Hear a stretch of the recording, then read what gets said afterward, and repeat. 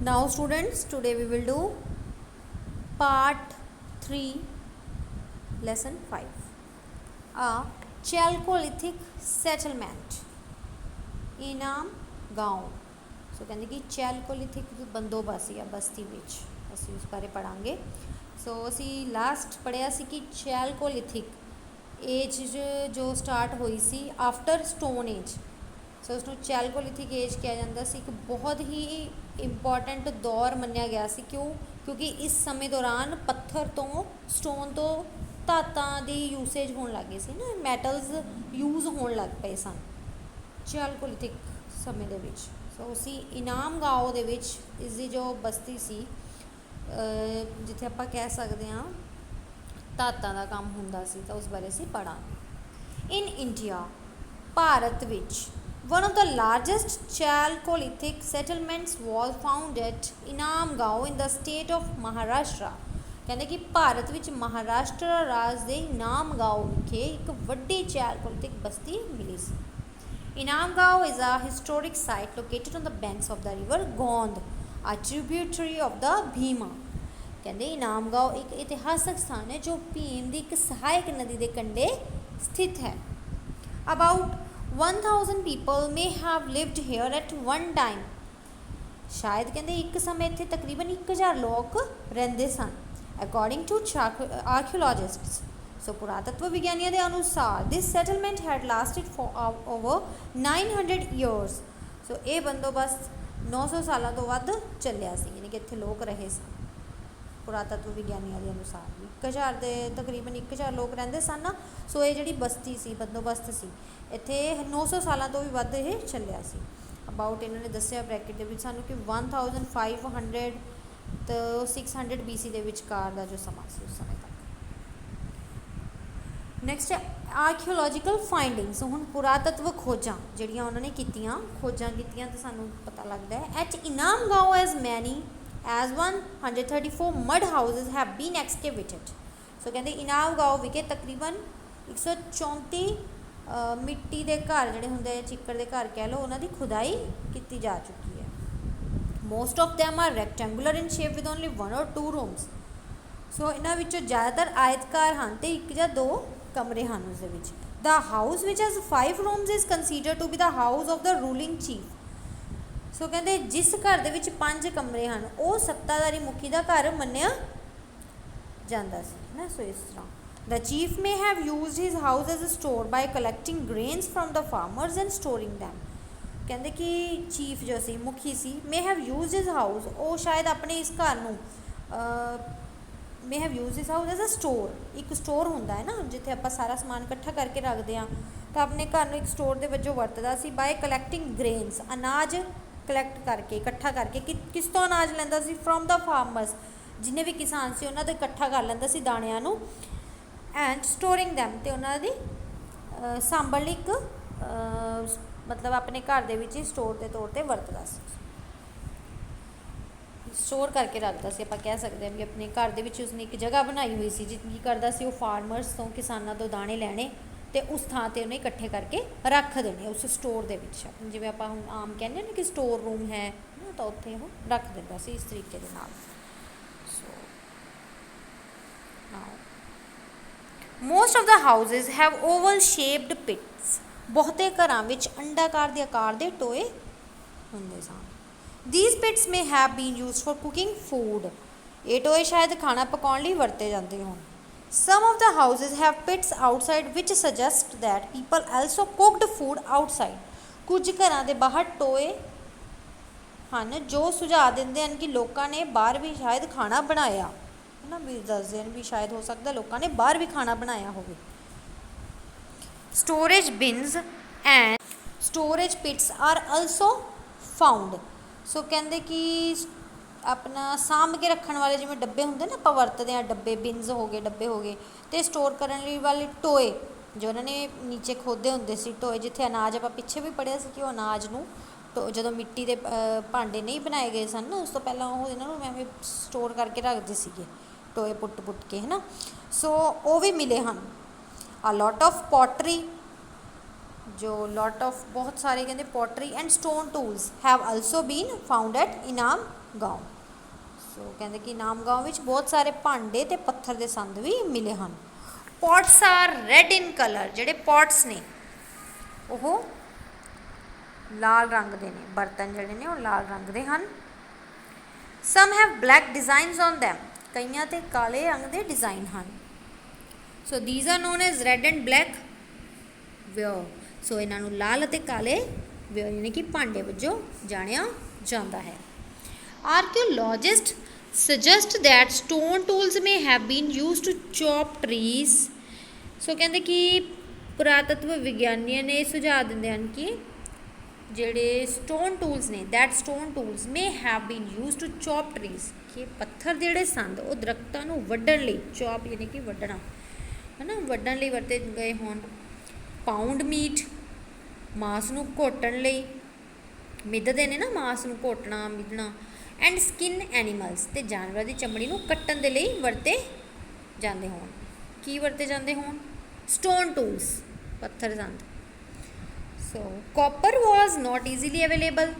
हुण कहंदे कॉपर जिहड़ी सी वो तांबा आसानी नाल उपलब्ध नहीं सी। Only a few tools such as arrowheads, कहंदे कुछ साधन, सिर्फ कुछ साधन जिवें कि एरोहेड्स, एरो होंगे ना तीर का जो उतला हिस्सा होंगे तिखा नुकीला हिस्सा, वो हो गया।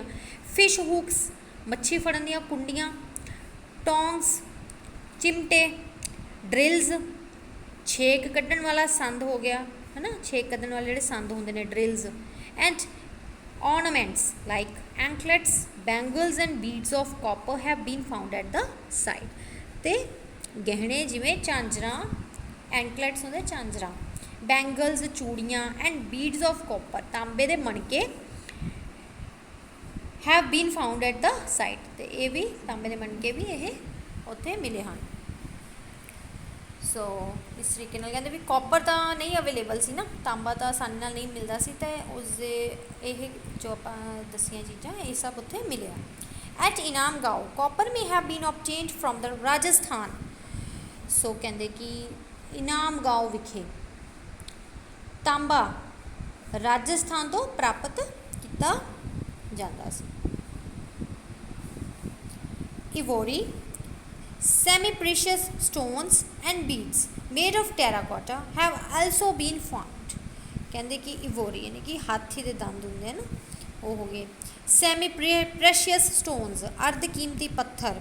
एंड बीड्स, ते जो बीड्स मणके मेड ऑफ टेराकोटा जो पक्की हुई मिट्टी के बने हुए सन, हैव आल्सो बीन फाउंड, तो वह भी इत्थे मिले हैं।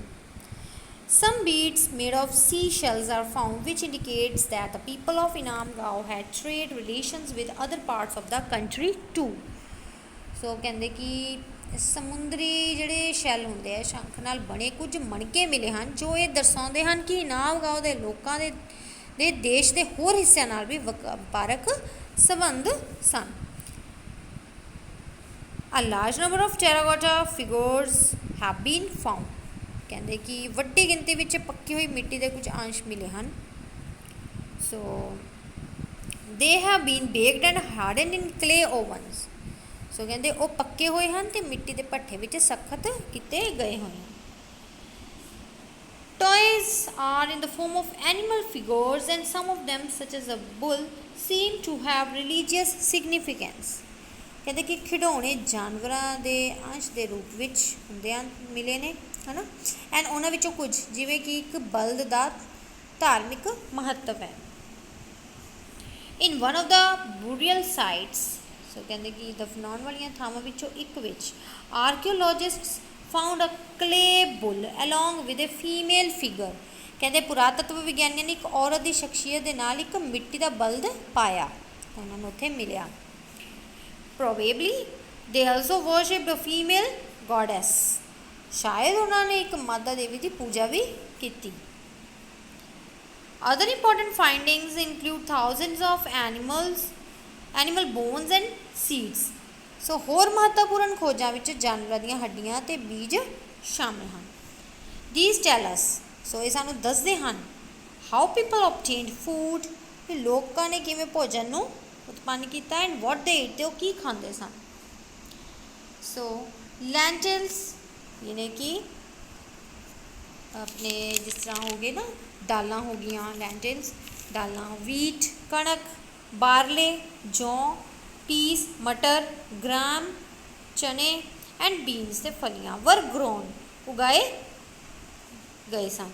सो daily diet also consisted of dairy products meat and fish.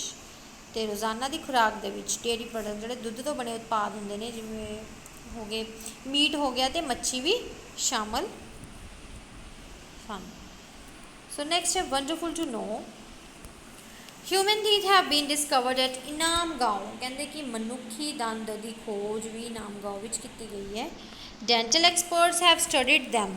ਜਿਹੜੇ ਦੰਦਾਂ ਦੇ ਮਾਹਰ ਨੇ ਹੈ ਨਾ, ਉਹਨਾਂ ਨੇ ਉਹਨਾਂ ਦਾ ਉਸਦਾ ਅਧਿਐਨ ਕੀਤਾ ਦੰਦ ਦਾ।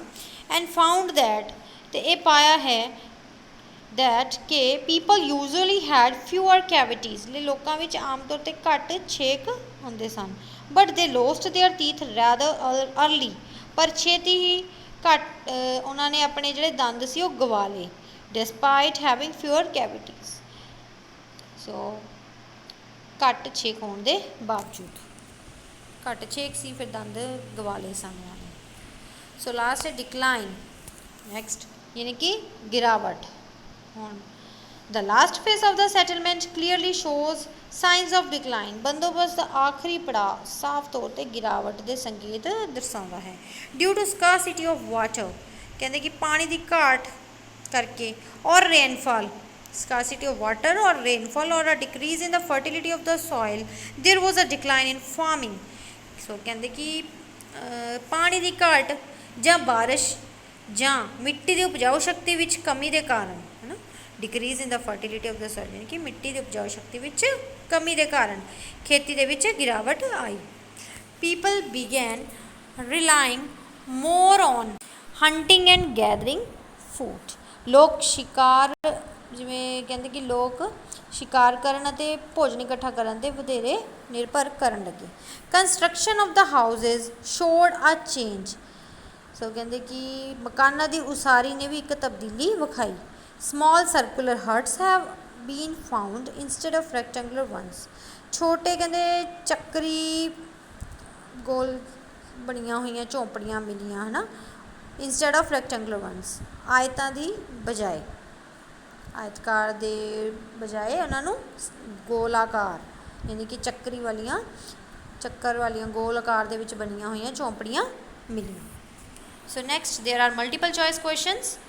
फर्स्ट है dash is one of the largest chalcolithic settlements in India. कहते कि किहड़ा इन्हां विचों फॉलो जिहड़े आपां नूं दिते हुए है 3 पार्ट्स, गाँव, गोवा और इनाम गाँव, इन्हां विचों कहते कि किहड़ी जगह है is the largest chalcolithic settlement in India. भारत विच एक बहुत वड्डी महान चैल्कोलिथिक बस्ती जो है किहड़ी है, इनाम गाँव।